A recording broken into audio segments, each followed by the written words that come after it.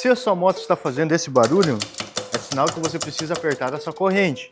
Vou te dar dicas para você fazer isso em casa. Primeiro, você vai precisar de 4 chaves. Uma 10, uma 12, uma 17 e uma 22. Agora que você já tem as chaves certas, a gente vai começar o processo para fazer a regulagem. Primeiro, você lubrifica. Agora que você já lubrificou sua corrente, você vai soltar a porca e a contraporca de regulagem com a chave 10 e a 12. Feito isso, você vai utilizar a chave 17 para calçar o parafuso e com a chave 22 você vai soltar a porca do eixo de roda. Pessoal, é importante você ficar atento ao kit de relação. Ele pode apresentar uma falha, ou seja, um lado ele esticar mais do que o outro. Isso ocorre pelo desgaste natural da corrente mesmo. Você achou a parte que ela fica mais esticada, você vai regular a corrente a partir dessa falha, os 20 milímetros. Feito tudo isso, agora para finalizar, vamos fazer o reaperto do eixo de roda e das porcas de regulagem. Só conferir o alinhamento de roda, né?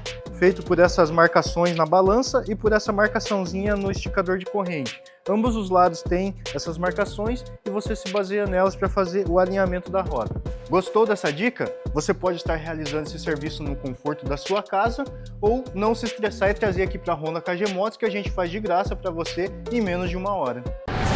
Honda KG Motos. Aqui é fácil.